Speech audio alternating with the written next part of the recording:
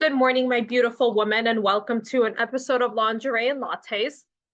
My name is Olivia Dramaga, and I founded Vulcanability back in April of 2020, where I noticed that there is a lack of resources for women who are inspired to be in a monogamous relationship to a man, and how to navigate that sort of communication, and as well as the pleasure within our bodies.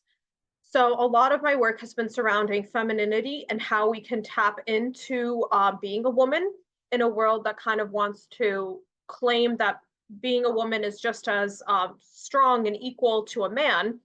Um, there seems to be a lot of subtle differences that get sort of bypassed when we think about women as equal to men in the same categories that we view men as. So if we think about it in terms of career success, strength, intelligence, all these different factors that we think we can label men, or not necessarily label, but maybe define them as masculine characteristics, we like to assume that women can then jump onto the train and be equal to them in that capacity.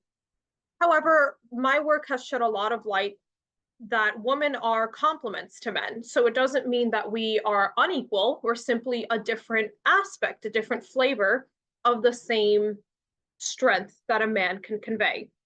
So for instance, we think about physical strength. It is biologically a fact that men are stronger than women because of their muscle mass, their bone density, and all of these normal masculine features of the physical self.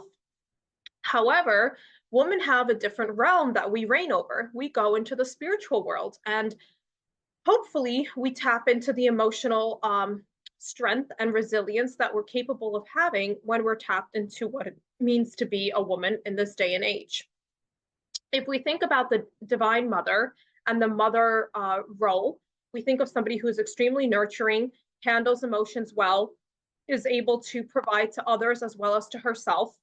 And we don't see many women in that same light today in our modern society. So what's going on? If that's kind of the culmination of the maiden years for a woman to mature into her motherhood and be that nurturing caregiver, why are we seeing so many women who are burnt out and unable to even give to themselves, let alone serve the community? In my idea, in my understanding of this, it's really because we're trying to measure ourselves up against men, and simply doesn't work that way. It's kind of like the saying that goes, if you ask a fish to climb a tree, it's going to think it's stupid. But then if you ask that same thing of a bear or a tiger or anything that can climb the trees, obviously they're going to have the intelligence. So the question is, where are we lacking attention and awareness to what women can actually achieve and what we can actually excel in, and what are we putting a lot more emphasis on, such as the career success and such as physical strength, where people are constantly trying to battle science and biological nature.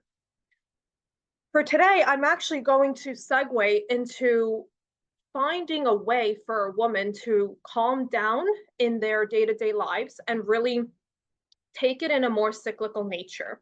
So I've been learning a lot more about my period and about how it feels to be in sync with my cycle, and understand that I go through a cycle just as the moon goes through its different phases. And every single month there's going to be a new moon and a full moon with two very opposing dynamics of energy. So we go through that internally as well. And the more we're able to kind of allow our feminine self to expand, it means that we're going to shift the focus from what it means to be successful in this material world and actually focus on what it means to be successful for the soul and for the expansion of our consciousness.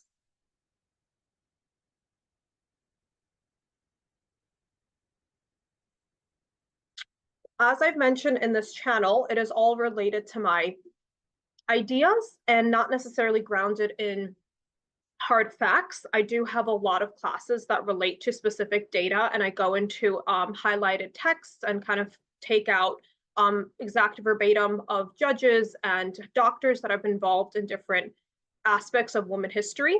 that you can find in the Vulcanability Library. But here, I really do want to share just what's been happening in my life experience and based on my connections with other ladies and how I'm able to influence all of you.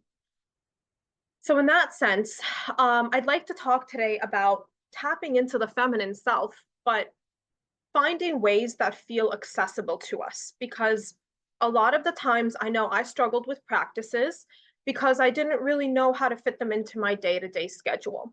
So, when I ask for you to tap into your feminine self, immediately a luxurious 2 hour bath might come to mind, or a self anointing massage, or a luxurious dinner for one that's taken through a 4 course meal and served to and cleaned by somebody else.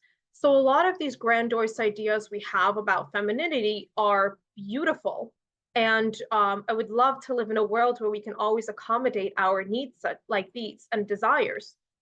However, if you are living in a more day to day restricted lifestyle, I don't want you to feel like there's no way to access the feminine. So let's think about what I'm sharing here. The ways that we can access the feminine have to do with rituals, and rituals are not necessarily things that we set aside time to do. Rituals can be part of our everyday life if we simply have the intention and the energy behind a mundane task.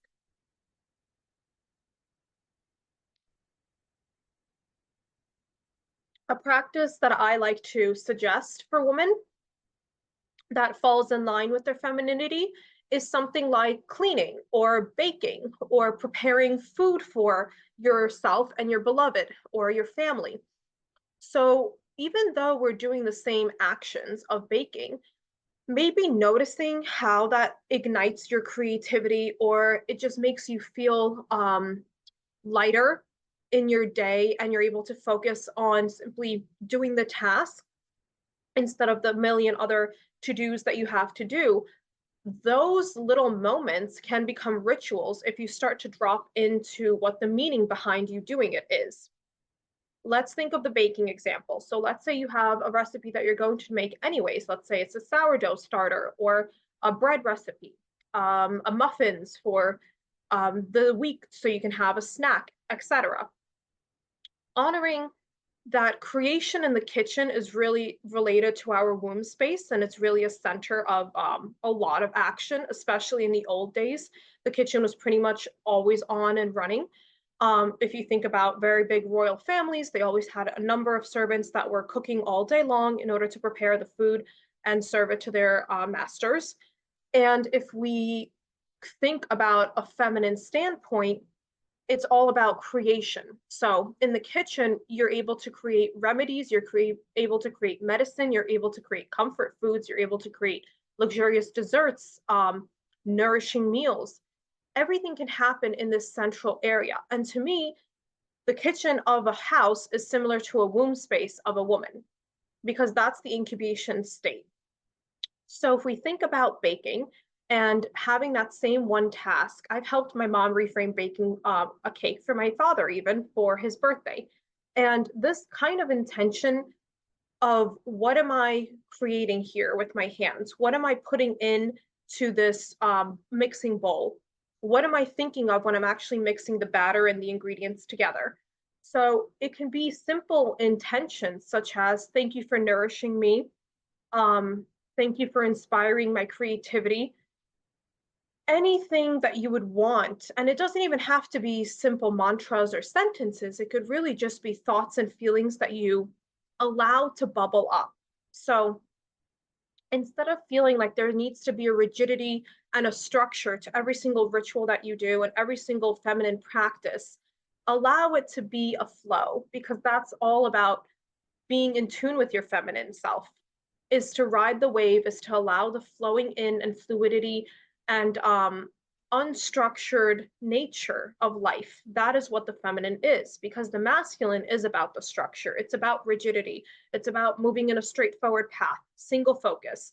Women are much more complicated than that. We like to focus on multiple things at once, and we do it pretty well. We're able to help uphold a conversation, take care of a kid, as well as cook a dinner.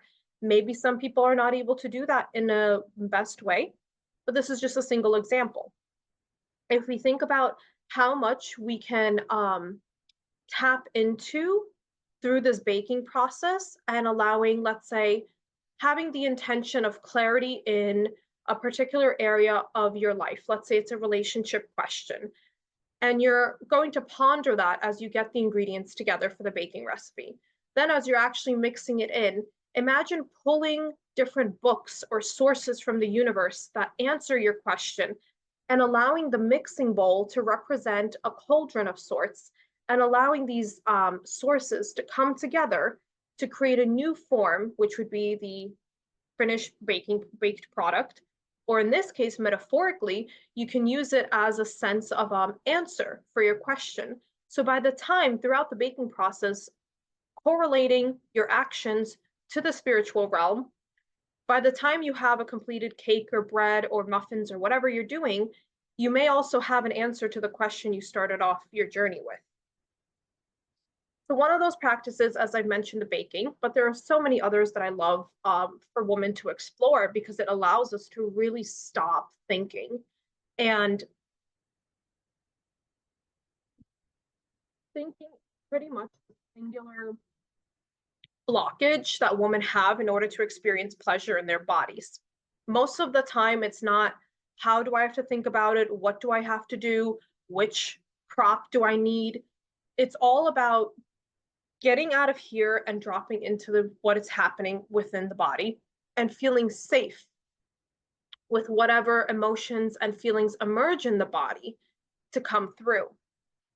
So we have things to practice with, such as baking, such as gardening. That's a really big one for a lot of people. It's such a therapeutic practice to be outside in nature, to be touching the ground, to really getting your hands in the soil, feeling the different seeds or the plants or the flowers, the trees, so forth. Being in a activity that involves a little bit more action and movement could be beneficial for you if you're someone who finds it difficult to sit and meditate. So even cleaning a house can be spiritual, sacred practice, and allowing yourself to clear out the emotions related to a previous past relationship, let's say. And as you're scrubbing down the counter space or the floors, imagining you're scrubbing off those previous arguments or those previous hurts and pains you've had in order to create a fresh new space for energy to flow into. You have practices such as the Yoni Egg, which I actually did earlier today. I put in my carnelian, which is this little Yoni egg, just about maybe 1.5 inches big, and perhaps like 1/2 inch to 3/4 of an inch wide. And it acts as a weight for your yoni. So you can actually work the muscles of the yoni, and you can allow the breath to be connected to the space between your legs. And again, create conscious connection so that when you do go into intimacy, when you do go into a state of excitement and a lot of surge of energy and feelings, you're able to handle it much better because you at least have built a relationship, a bridge between the mind and the yoni when it's a, let's say, neutral feeling or there is no pleasure. So in order for us to create awareness around the yoni, that's sort of the next step into creating a sense of wonder and excitement for us to really receive pleasure in our bodies. So feminine practices can really be a range of anything. It could simply be making a cup of coffee and sipping on it. It could be journaling, whatever you're doing. And honestly, I wouldn't even call journaling too much of a feminine practice. I do like to do the ritual itself of journaling, but sometimes for feminine work, you may want to, again, get out of the mind and into the body. So maybe a little bit more of a slow, self-guided, intuitive yoga flow, or stretches to some sensual jazzy music or some techno beats. Knowing how you like to move your own body can be a catalyst for experiencing a more feminine aligned life as a woman. And what that means is you're going to have ease and more pleasure on a day to day basis. And you're going to feel like things are going really right for you because there is no external timeline, there's no metrics that you're uh, comparing yourself to that were never meant for you to experience in the first place. And on that note, I do have these beautiful self initiation card deck that I wanted to do a card pull for. And as I do that, I just want to let you know that there's some exciting things happening with Vulcanability. If you'd like to subscribe to my emailing list, please go check out my vulcanability.com website. Look into any sort of master classes you might need that are responding to your desires right now. And please be sure to check out my Etsy, which has tools and kits for yoni awareness, yoni expansion, pleasure receptivity. Who I am is unchanged by how others receive me. So that's the card that I got pulled out for just now. And with that note, I think I want to end without really defining it, allowing it to settle into your body however it's meant to be, reminding you that any sort of practice you do can be done in a day-to-day basis with so much ease and simplicity that the more you shift your awareness of how you're coming up to a practice, it's going to become more invaluable than actually attempting to fit in practices you deem to be worthy of your feminine self. Thank you so much, my gorgeous ladies, and have an absolutely magical evening.